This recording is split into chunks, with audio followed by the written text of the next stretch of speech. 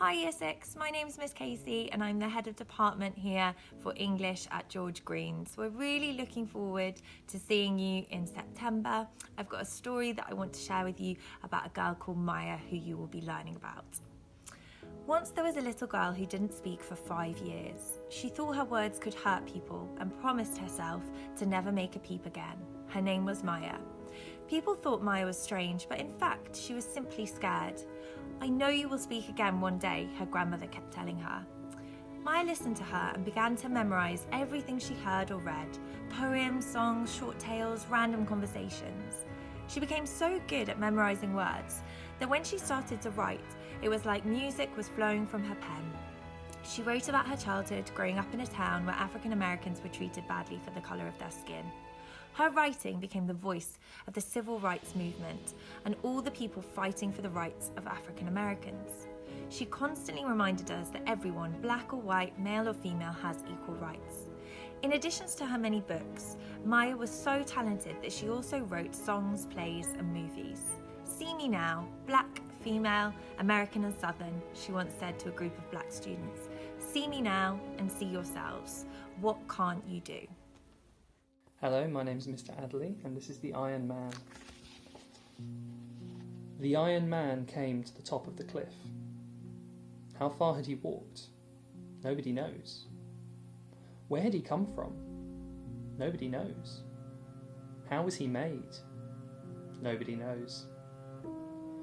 Taller than a house, the Iron Man stood at the top of the cliff, on the very brink, in the darkness.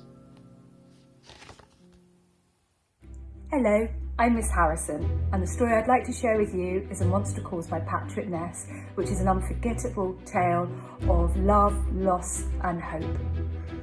I'd like to share with you the part when Connor first meets the monster. Connor blinked, then he blinked again. "You're going to tell me stories?" "Indeed," the monster said. "Well," Connor said, looking around in disbelief, "how is that a nightmare?"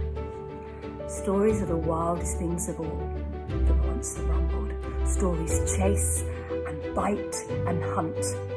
"That's what teachers say," Connor said, "and no one believes them either." "And when I finish my 3 stories," the monster said, as if Connor hadn't spoken, "you will tell me a 4th. Connor squirmed in the monster's hand. "I'm no good at stories," he said.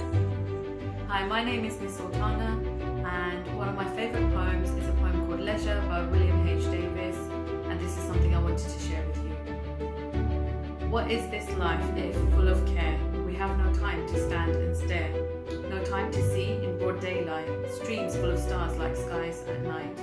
No time to turn at beauty's glance and watch her feet, how they can dance. No time to wait till her mouth can enrich that smile her eyes began. A poor life this, if full of care, we have no time to stand and stare. Hello, this is Miss Seth. I'm an English teacher at George Green School, and I'm going to share one quote from To Kill a Mockingbird. So, first of all, he said, "If you can learn a simple trick, Scout, you'll get along better with all kinds of folks. You never really understand a person until you consider things from his point of view." Hello, my name is Miss Garcia and I'm an English teacher at George Green School, and my favourite book is Roald Dahl's Danny, Champion of the World. Thump! Thump, thump, thump! Thump, thump! All around us the pheasants were starting to rain down out of the trees. We began rushing round madly in the dark, sweeping the ground with our torches. Thump! Thump, thump! This lot fell almost on top of me. I was right under the tree as they came down, and I found all 3 of them immediately. 2 cocks and a hen. They were limp and warm, the feathers wonderfully soft in the hand. "Where shall I put them, Dad?" I called out. "Lay them here, Danny. Just pile them up here where it's light." My father was standing on the edge of the clearing with the moonlight streaming down all over him, and a great bunch of pheasants in each hand. His face was bright, his eyes bright and big and wonderful, and he was staring around him like a child who has just discovered that the whole world is made out of chocolate. Hello, my name's Miss Porter and I'd like to share with you today Roald Dahl's The Twits. It's my favourite book from when I was younger because my dad used to read it to me and I used to get great pleasure out of the disgusting things they did. Here's just one example. At 1 o'clock she cooked spaghetti for lunch and she mixed the worms in with the spaghetti, but only on her husband's plate. The worms didn't show because everything was covered with tomato sauce and sprinkled with cheese. "Hey! My spaghetti's moving!" cried Mr. Twit, poking around in it with his fork. "It's a new kind," Mrs. Twit said, taking a mouthful from her own plate, which of course had no worms. "It's called squiggly spaghetti. It's delicious. Eat it up while it's nice and hot."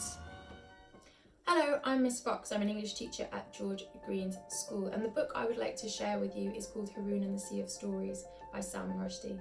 In this book, stories are made from magical waters, and this is the part where Haroun has first discovered them. Rushing up towards them was a sparkling and seemingly infinite expanse of water. The surface of Kahani appeared, as far as Haroun's eye could see, to be entirely liquid. And what water it was! It shone with colours everywhere, colours in a brilliant riot, colours such as Haroun could never have imagined. And it was evidently a warm ocean. Haroun could see steam rising off it, steam that glowed in the sun. He caught his breath. "The ocean of the streams of story," said If the water genie, his blue whiskers bristling with pride. Wasn't it worth travelling so far and fast to see? We hope you will also think that it is worth travelling so far and fast to come and join us to read and learn English with us in September. Until then, have a lovely summer and read lots of books.